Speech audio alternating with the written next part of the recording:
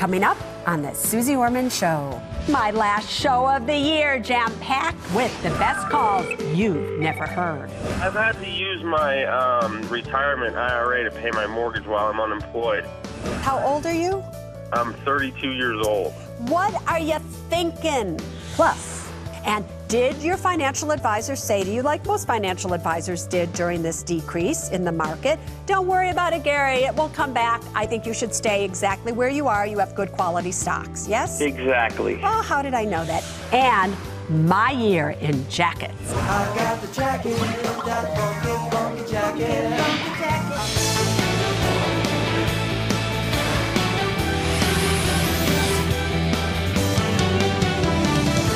Hi, Susie. Hi, Susie. Thank you for taking my call. It's a pleasure to talk to you. Hi, Susie. Hi, everybody. I'm Suze Orman, and you are watching the Suze Orman Show. Did you have a great Christmas yesterday? I most certainly hope you did. Tonight, the show is all about the best calls you've never heard. You know, so many people call into the Suze Orman Show. We just don't have a chance to have all these great calls on, so we take the best calls and we make the show for you. Tonight, we are going to start with Reagan. Like so many of you, he lost his job and then he made some moves. Well, he made mistakes. Take a look. Reagan, were you named after one of our ex-presidents? I was not. It's actually a family name, and it's spelled R-A-G-A-N, so we have no E in there. But, I got it, boyfriend. There you go. But you're still calling from Colorado. I love Colorado. What can I do for you tonight? Susie, I've had to use my retirement IRA to pay my mortgage while I'm unemployed, and I was wondering if there's any, creative or other solution to get this 10% tax penalty for early withdrawal to figure out a way to make that exempt. Yeah. Somehow. Actually, let me ask you this. How old are you? I'm 32 years old. What are you thinking? What are you thinking, Blinken? Listen, it makes absolutely no sense to take money from an IRA and pay the ordinary income tax on it and the 10% penalty. And no, there is no way for you to get around that where you just take out money in any way you want. There is something called substantially equal periodic payments. Some people call it separate and equal periodic payments, whatever it is. But that is not what you want to do right now. It does not apply to you. And what are you thinking here? So the problem is you're going to owe now the government income tax on this money and the 10% penalty and a state tax penalty as well. And you're probably still going to fall behind on your monthly payments. And then what are you going to do? Exactly. That's where I am right now. All right, so here's where you're going to be. You're going to stop doing that because money in retirement accounts, especially a 401k, but there are instances where money in an IRA and everything, they are protected against bankruptcy. So you have to be very careful here. Don't go taking money out of a retirement account if, you're getting in trouble because you're going to lose the money in your retirement account and chances are you're still going to lose the house. So you need to come to grips here. Either you have to let the house go because you cannot afford it. You have to either do a short sale possibly or a foreclosure or a deed in lieu of foreclosure or sell it or get roommates or do something. But the answer to your situation is not your retirement account. I need to do a money logic second here because we need to make logic out of the money that our last caller is wasting. Listen, if you happen to be in a situation where you are taking money out of your IRA and you've now understood that it is a mistake, you never should have done it, you don't want to do it because you're going to be socked with what? Penalties, taxes, and the whole thing. You do have 60 days from the time that you withdrew money to get it back into your IRA. So if you have any place that you can get money, even cash advance on a credit card, maybe a family member will give it to you. Who knows where it may be? But if you can get that money back into your IRA and it hasn't been longer than 60 days, you will avoid the income tax, the penalties, and that will be a smart move. Now that's being logical when it comes to your money. Now, Elizabeth, are you a powerful woman? Yes, ma'am. Yo, ask me your question. Let's hope it's true. I was wondering, how do I say no to my best friend without hurting our relationship. She asked if I could transfer some of her credit card debt, about $1,800, to a credit card of mine, or if I could get a small personal loan for her to transfer her debt to. I'm 19 and I know I can't risk my credit getting caught up in her problems, but I don't know how to say no. How did I start this call with you? What was the question I asked you? You asked me if I was a powerful woman. And how did you answer that? I said yes. Let me ask you again. When it comes to lending your friend money, are you a powerful woman? Yes.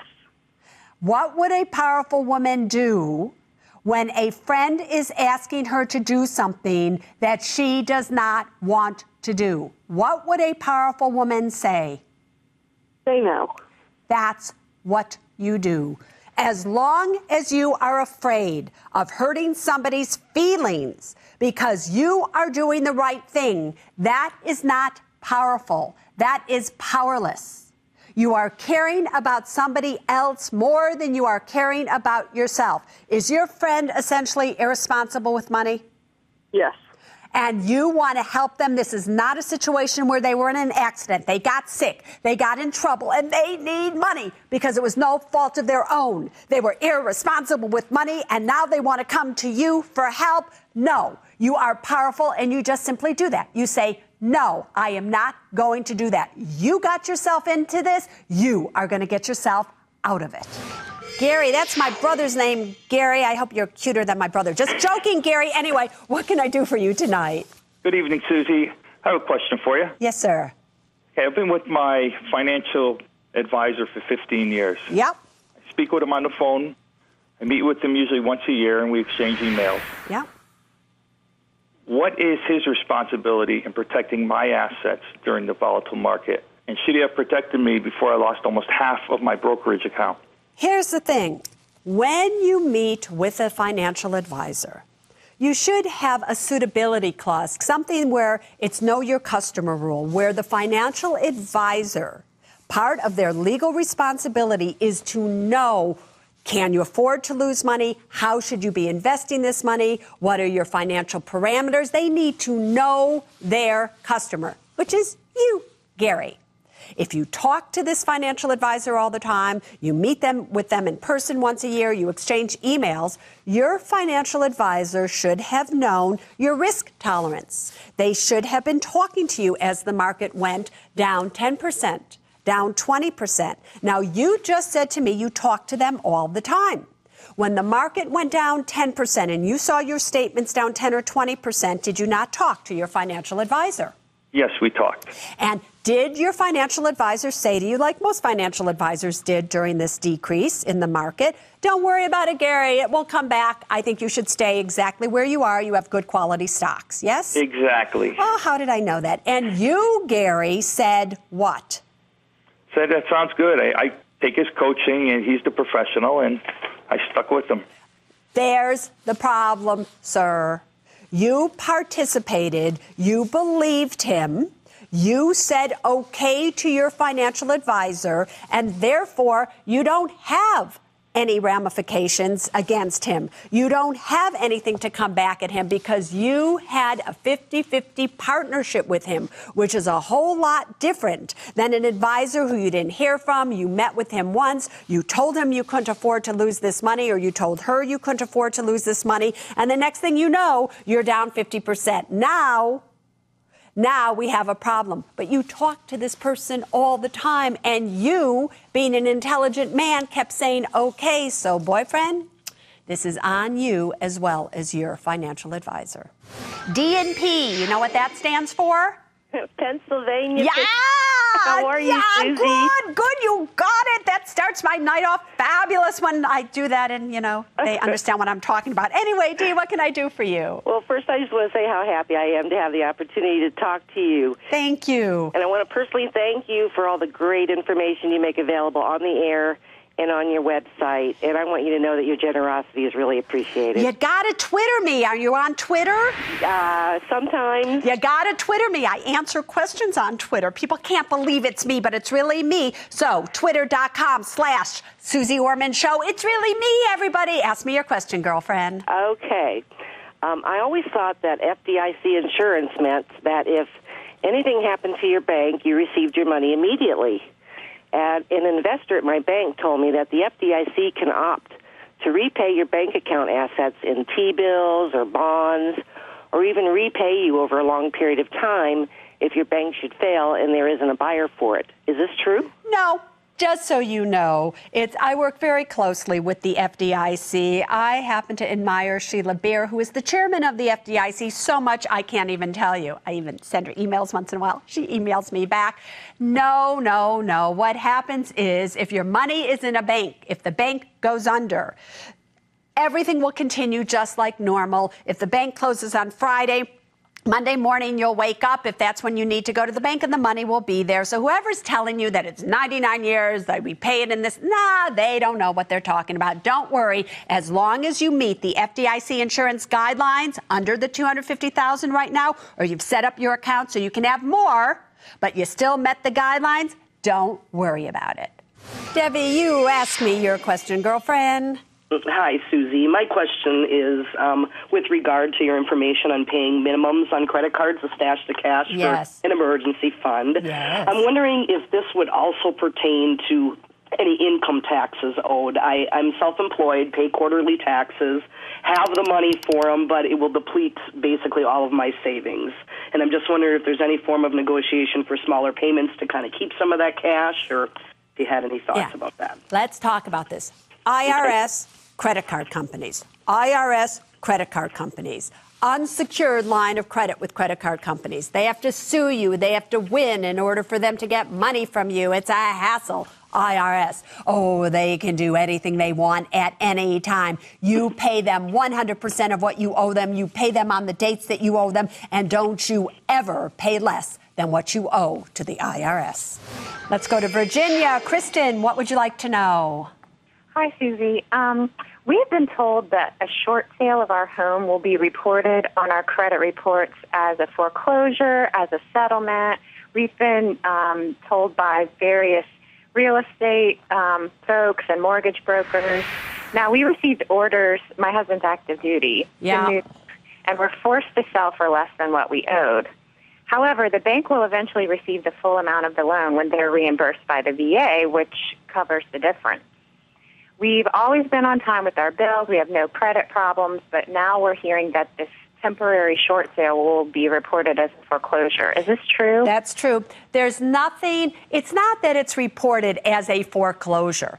Normally, a short sale, and again, if any of you out there don't know what that means, it simply means, let's just say you owe $200,000 to the bank on a mortgage. Your property, however, though, is only valued at $150,000, so the bank gives you permission to sell the home for short of what you owe them. So you sell it for $150,000 and then they deem that sale closed and you don't owe them any more money. When a short sale is reported on your credit report, it's reported something like this. The wording varies, but settled for less than amount owed. And when it's seen as that, it has the exact same effect as if you did go into foreclosure on this home. Did that make sense to you? Yes. And will the VA's compensation to our lender change that? No, because once it's on there, it's on there. And do you think that these banks and these people go back and change your credit report? They don't. So here's the thing, is that I don't understand. If you're selling this for a short sale, why can't the VA just come and give you that money? Why do they have to give it to the bank rather than you? If you're selling short and the bank has settled for that because that's all the house is worth anyway, why do we want the VA to give the bank more money when the bank has actually volunteered to settle? So if the bank is settling, you have a short sale, now it's on your credit report because that's all the home is worth, why can't they take that difference and apply it towards your new home? Can you at least ask them that one? Now, don't you go anywhere. I have been told that my producers have put together a surprise video for me. I don't want to miss it. Neither do you, but here's what's coming up next. It's their problem, not yours. You do not want an adjustable rate mortgage right now. You do not want that. And later, been wanting something? Ask me, can I afford it? I want to buy a 40-foot cruising catamaran sailboat. I've been shopping for sailboats, wanting to get a sailboat for the last 20 years. $370,000. Everybody, this is a big bucks deluxe.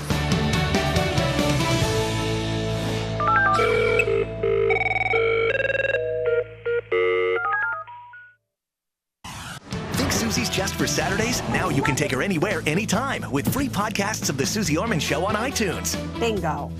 Never miss another minute of Susie. To download full episodes, just go to iTunes and search CNBC's The Suze Orman Show. Hi, Susie. Good evening, Susie. Welcome back, everybody, to the best calls you've never heard. Again, happy holidays. Can you believe New Year's is almost here? Oh, my God, 2010 is right around the corner. And many of you think that in 2010, that is the year that you should be purchasing a home. Like Clark, our next caller, his credit union wanted to give him a hand, by giving him an arm. Broadway, New York. We have Clark, who works on Broadway in New York with us. Clark, what do you do on Broadway? Actually, I'm in the national touring cast of Mary Poppins at the moment. You are? Do you sing? I sing, I dance, and I'm actually in your hometown, Susie, the Windy City. Oh, you're in Chicago right now. Yes. So, all right, I always have to ask this. Just sing one little thing for me. Just sing a little tune, just tiny. How about this? Come on along and listen to the lullaby of Broadway. Yay! I love that, Clark. So bark me a question, boyfriend. Well, first of all, Susie, I have to tell you that my partner and I stay in every Saturday night to watch your show Date night instead with of going out Susie. and spending money. Date night with Susie. That's what we call it. That's called Exactly. keeping good company. Keep it with me on Saturday nights, everybody. Okay, what's your question, though? Well, my question is, I'm looking to become a first-time homeowner. Yes. Probably early 2010. Yeah. And I do all my banking with the Actors Federal Credit Union. And so I just, asked them, what kind of loans do you guys offer? Because I thought I might keep it all sort of in-house. And to my chagrin, they said that the only loans they offer are adjustable rate mortgages. So here's the thing. It's not to your chagrin. It's their problem, not yours. If you have a good FICO score, if you have enough for a down payment, if you're doing fine and can afford the monthly mortgage, any bank, especially in 2010, most likely will lend to you at probably a better interest rate because you do not want an adjustable rate mortgage right now. You do not want that. And let me set the stage for you, my little Broadway actor. You want a fixed rate mortgage. You want to know exactly what you get. You want to lock in the lowest interest rates that we probably have ever when it comes to 30 and 15-year fixed rate mortgages. So don't worry about your credit union. Don't worry about keeping it in-house. Spread your little wings and fly and go wherever you can to get the best deal. Debbie in New York. Hey, Deb, what's up? Hi, Susie. I wanted to know how I can guarantee that upon my death, money left to me from my mom will go directly to my hardworking adult sons. I'm in a second marriage. My husband is wonderful, and I'm not cheating him out of anything. But I've taken my mom's $30,000, and quite successfully, I've turned it into $100,000. Girlfriend, want to invest my money for me? How'd you turn $30,000 into $100,000?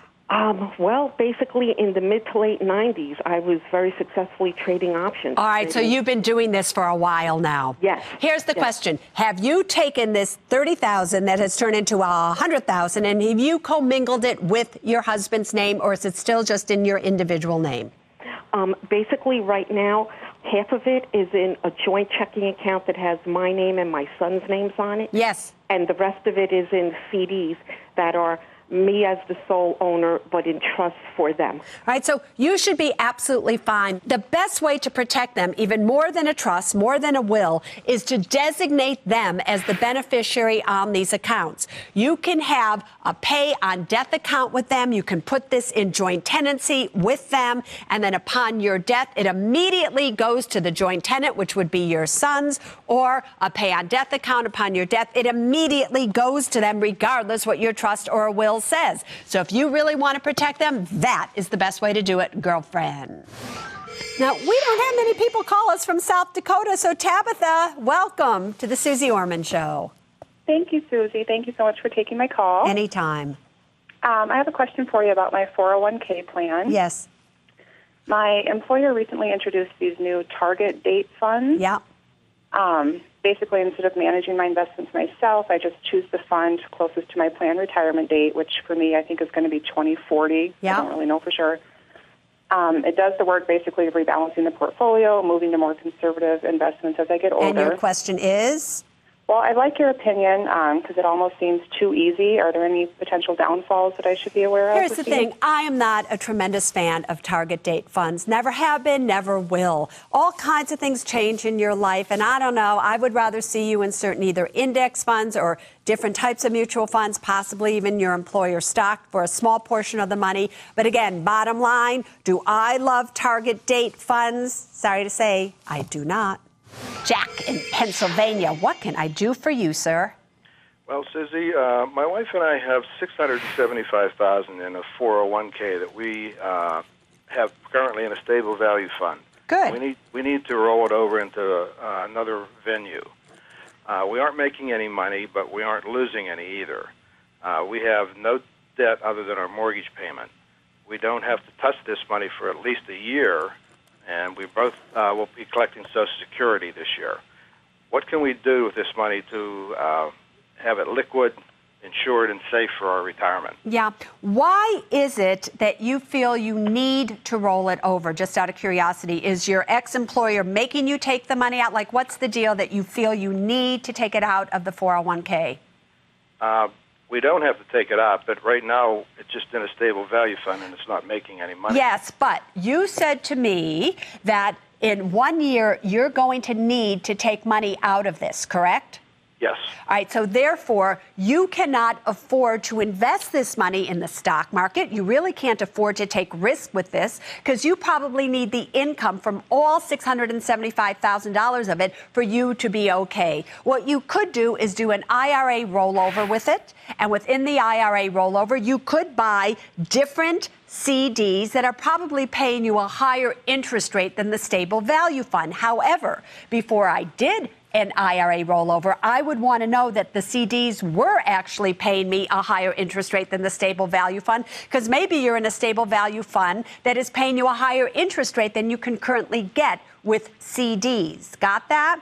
So that's something that you might want to look at. If, however, you want to take a little bit more risk with your money, and you'll have to decide if you can or not, or a portion of your money, you might want to look into, within an IRA rollover, looking into corporate bonds currently that are paying a lot higher interest rate than a CD or your stable value fund. So I would do a mix of all those things to get my interest rate up there, but I wouldn't go out too far in my maturities, because in the end, few years from now, interest rates will start to go back up, if you ask me.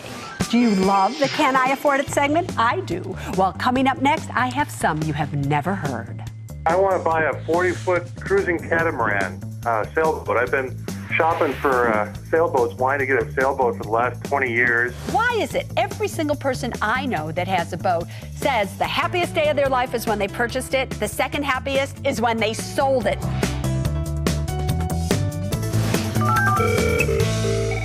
If you think you need it, Sunroom trips to Olympics. New wardrobe. before you buy it, Pinball machine. A Maltese puppy. World Series of Poker. you better ask, can I afford it? You are denied. In today's hard times, you need a financial reality check. You have been approved. Yay! The Suze Orman Show, CNBC Saturdays. What do you want to buy? 40-foot cruising catamaran. Saddleback Leather Company Briefcase. Welcome back, everybody, to the last show, anyway, of 2009. Oh, we will be back next year. But right now, you are watching the best calls you've never heard. This is the Can I Afford It segment. You know, a little bit ago, we did a Big Bucks Deluxe edition of the Can I Afford It segment, and we saved one just for this show. It's John. And just let's see if you'll think that he can afford to sail away on this one. John, what do you want to buy? Hi, Susie. I want to buy a 40-foot cruising catamaran sailboat. I've been shopping for sailboats, wanting to get a sailboat for the last 20 years. And I think I've saved up enough money now. I should be able to get this one so I can cruise around the world when I retire and live aboard the boat. All right, so tell me, when do you want to retire? How many years from now? About 5 years from now. All right, so 5 years from now is when you want to retire. So 5 years from now, which is not that many years, it'll go by just like this, you want to buy almost $400,000 worth, $370,000 to be exact, in a boat. Why is it every single person I know that has a boat says the happiest day of their life is when they purchased it, the second happiest is when they sold it? Boats are expensive. You show me the money. $370,000. Everybody, this is a big bucks deluxe. Show me the money, sailor boy. Okay, well, I make $9,400 a month, $9,407 a month. What do you do? I'm a federal government employee. Are you telling me as a federal government employee they pay you $9,400 a month? So how much do you make as a federal government employee just there? Well, my take home is about half of that. But I do make I make the other $4,000 or so in rental incomes from property. Great, that's fine. Not worried about that. Just in 5 years when you retire, I know that $4,000 is going to go down to a pension of about $2,300, $3,000, correct? Correct. All right, fine. Thank you. Go on. Keep going. And then I have about $1.5 million worth of properties. I have $328,000 that's in ARM mortgages between 4.875 and 5.25%. Great. Go on. What else you got? I have $340,000 in savings. And how are you going to pay for this? I also have $265,000 in retirement. Yes. Savings. But you can't touch that for a while. So, but I have a $370,000 boat that you want to buy. How are you going to pay for this? Well, I pay $100,000 down right now. You already did? I'm going to be paying $100,000 down. I haven't paid it yet. But what happens is I charter it out for the next 5 years. Yes. And during that 5 years, while I'm still working, I can use the boat for 5 or 6 weeks a year. And the boat company pays me, the charter company pays me $3,300 a month. If they can charter it out. No, it's guaranteed. Whether they charter it or not, they guarantee me. They're leasing it from me for 5 years for $3,300 a month. All right, so in 5 years, they're going to cover all of your expenses. And then 5 years from now, your principal, you'll owe less, but then you take over all the payments, correct? Correct. Hey, guess what? This sounds great. I have to tell you, I think you've done your homework. You have money in savings. So here's the good news. You are denied. And the reason that you are denied is this. John, 5 years from now, you're about to retire. 5 years from now is when your salary decreases and now you are on a pension. 5 years from now, you are going to add to your expenses by doing what? Taking on the loan payments of this boat. And while I know you say that you can charter it out and you can do everything for these next 5 years, I don't care about these 5 years. I care about when you retire. And when you will be 56 years of age, you do not have enough money to continue to live, support everything, and live the lifestyle that you want. And then I know you're thinking the boat will still be able to be sold. Do you know how many people want to sell their boats right now and they can't sell their boats? You have been denied. And you better listen to me. Otherwise, don't be surprised if your financial situation is absolutely sunk, boyfriend. Now, this next item that Chad wants, is a whole lot less expensive. But I want you to think about it. $600 for a briefcase? Chad, what do you want to buy? Hi, Susie. I want to buy a Saddleback Leather Company briefcase. You want to buy a briefcase for $575. That is it. That is correct. And how long I'm looking at the picture of it. How long do you think that's going to be in style? Hopefully it'll be in style forever. I think it's kind of a timeless look, really. It's solid leather. How long have you wanted this? I'd say about a month or so right now. Oh, so it's still a new thing. All right, boyfriend, show me the money. Okay, I'm a college student. I only work part-time. You're a college student and you want a $575 briefcase, right? Yes. What do they teach you at the college that you go to? Okay, never mind. Go on. I make $1,300 a month take home. Yep. $483 a month rent. Yep. No debt, and $7,500 in savings. Oh, that's the clincher. You have $7,500. How'd you get $7,500 in savings? I worked a lot during the summer, really, and saved money. I love that, Chad. Chad, I have to ask you a question. Do you, when you look at me, do you think of me as an old lady? Not really, no. Not really. So you can imagine one day you're going to be as old as I am, right? Sure. Yeah. All right. Number one. Number two, if I asked you, would you spend $11,000 for this briefcase, what would you tell me?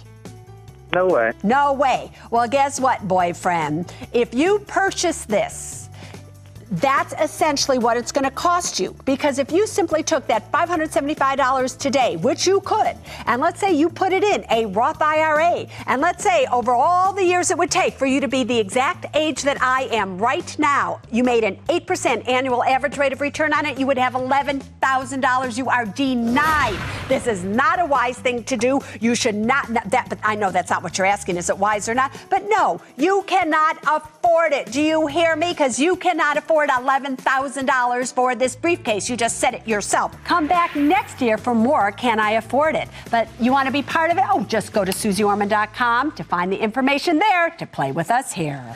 And now to a woman who spent money she didn't have, but don't worry about it. She turned her life around and she did become a Suze success story.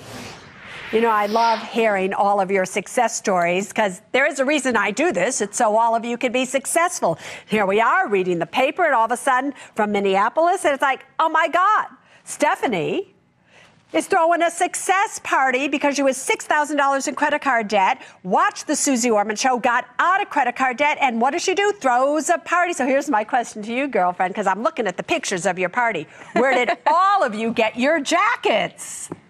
Well, I got mine for $7.99 at a local Goodwill. I think we all scoured some thrift stores so we could find some fabulous blazers to do you justice. Oh, I love, there's my, look, I'm looking at them right now. Oh, see, there's one in the background. That's like a Suze jacket for sure. There you go. $7.99 is the correct price. So tell everybody what happened. Well, like you said, I was $6,000 in credit card debt, and it got to the point where I thought something's got to change because this isn't really going anywhere, and I started taking some of your advice and just being really sensible about it, and it took about a year, but by the end of it, I decided to throw a party for me and my friends because they'd been so supportive along the way, and we all think you are just great, and so we just had fun. We had a great theme party. We all wore our blazers. We had a copy of the Young, Fabulous, and Broke book out.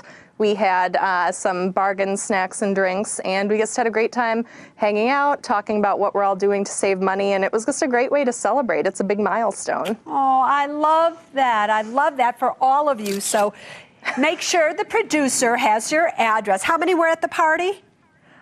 Probably about 20 to 25 over the course of the whole night. So 20 of you, and how many of those would you say are being responsible with their money?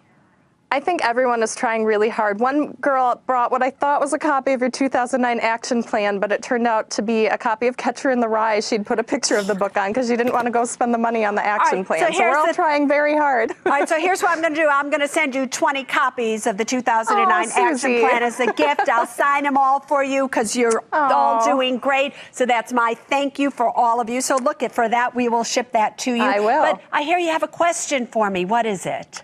Well, I'd like to know what you think my next step should be. You know, I'm pretty much a blank slate right now. I don't have credit card debt. The only people I owe are the U.S. Department of Education. So I am just wondering what you think is the next step for me. I have money I can start putting into savings. I could start a 401k, and I'd like to know what you think should be next. All right, the 401k, do they match?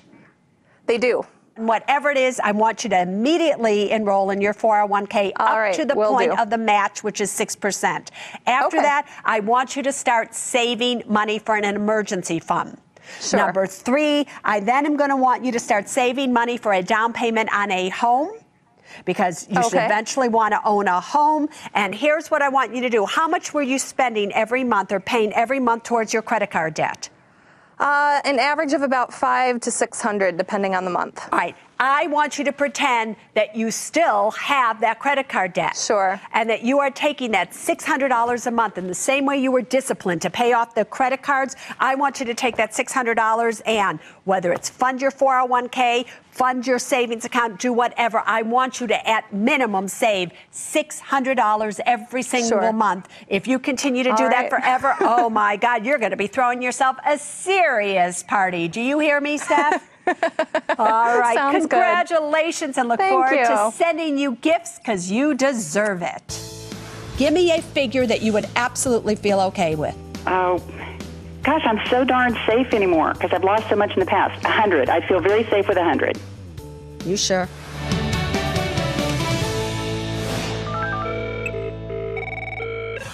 Hey, want to know what's on my mind? Come on, everybody, come tweet with me. Go to twitter.com/Suze Orman Show. Come on, you can do it. Hi, Susie. Susie, hello. Hi, Susie. You know, when it comes to the stock market this year, we have seen our ups and downs and our ups and downs. And some of you are just so nervous you just don't want to get back in. Well, that's the case here with Elizabeth and her husband. Take a look. Elizabeth. Hi, Susie. Hi, doll. What's up? I am so glad to talk to you. You're wonderful. My husband and I love you, but we're scared right now of the stock market. Yeah. Well, we were very lucky. We pulled our money out of the stock market in early 2008, so we didn't lose much money. Good. We're scared, though, and we don't know what our next move should be because we're all in cash and money markets right now. How old are you? We are 51 and 52. Do you live in a home that you're going to stay in the rest of your lives? No, but it is paid off. It's paid off. Yes. How much money do you have right now in cash? Well, in cash, we have about $650,000. So you actually did pull every single thing out. Yes, we did. How many more years are you going to be working? Probably about 15 more. About 15 more. Yeah. Here is my question to you. The $650,000, what is the goal of that money? Is the goal for it to grow? Is the goal for it to never decrease in value whatsoever? What do you want to see happen to the $650,000? Well, I want it to grow because even if we get like $1.5 million, to put it into CDs, that's not going to be a lot of money. So I want it to grow, but I am afraid. All right. Fear is the number one internal obstacle to wealth. It is an emotion that causes you to sell at the wrong time, to buy at the wrong time. It is the destructor of wealth. As long as you are afraid, you get over your fear by feeling confident. So until you feel okay, Suze Orman is not going to talk you into feeling okay. Another financial advisor should not talk you into feeling okay. Only you and your husband should make that move. Now, you don't have to put all $650,000 back into the stock market. Is there an amount of the $650,000 that you would feel okay about investing and that if you lost all of it, wouldn't matter to you? Oh, maybe about 200.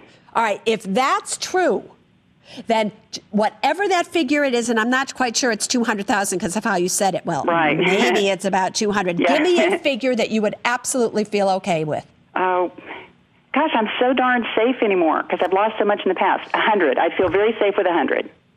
You sure? Well, I think so. Listen, when I feel safe, I go, I feel safe with 100,000. Somebody says to me, are you sure? I go, you betcha I'm sure. You just said, I think so. So well, I'm really not secure with any of it. Thank you. Now we're getting honest. I was in the high-tech honest. bubble, and I lost like 75% of our 401ks at that point, and I finally wrote it back up, and now I feel fortunate that I got out, but now I don't know what to do. So here's what you do.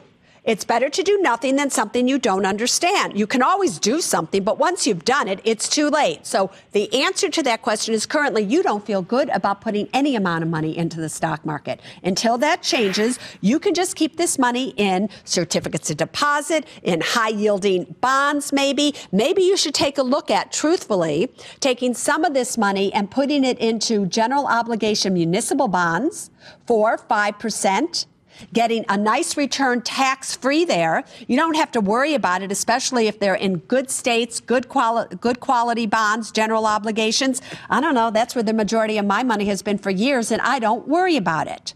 So there are things for you to do and not just leave it in cash. Got it? But until you feel okay about the stock market, no matter what I say, no matter where the market goes, you stay out of it.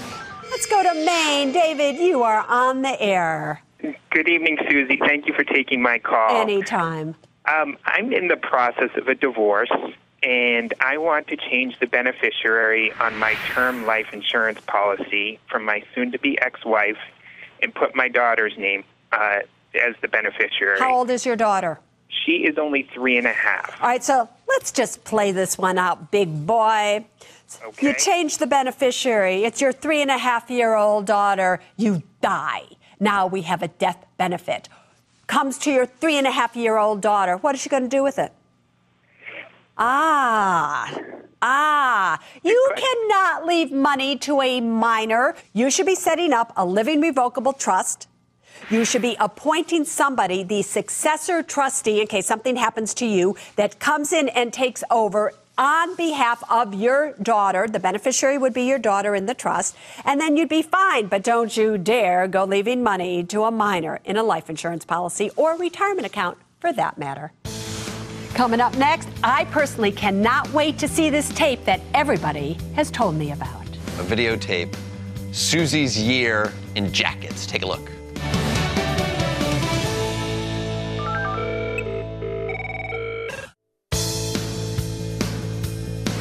Welcome back, everybody. We're inviting Lua to this edition of the Suze Orman Show. That's Can right. you believe it? Well, I can see that you did not get a new T-shirt for Christmas yesterday, did you? I got some stuff, but they're just not in the rotate. They have to be washed, and everything's still in the boxes, actually, all piled up in the corner. Like There's a lot of any of cleaning us to do, believe that please. even if he got a great, sweater or jacket or what, have you ever worn a tie in your life? Yes, of course. Well, I go to weddings and stuff. I don't go to show up in a T-shirt. I know, but they tweet me and they say, can't he just, Look, this is how I'm stuck in this. It's a thing. That's my thing, right? It's if a I started thing. changing it. Well, I guess I it's no more shouldn't say fun. anything. Look at exactly. me. Exactly. I dressed for got the jacket occasion, thing. however, tonight. You did. I did. Very nice. No emails tonight, but we do have something to present to you, a videotape, Susie's year in jackets. Take a look. How are you doing tonight? I got the jacket, that funky jacket. I got the jacket, yes, I had it for a while. I got the jacket, that funky jacket. I got the jacket, never go out of style.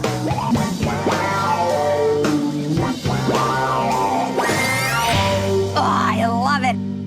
Do you think that I'm going to go down in history being known as the jacket lady versus the money lady after all I've done with I all hope this? not. No. That would be sad. Lou, thank you for a great year. Thanks for having me. It was a great one, wasn't it? Yep, it really was. Yeah.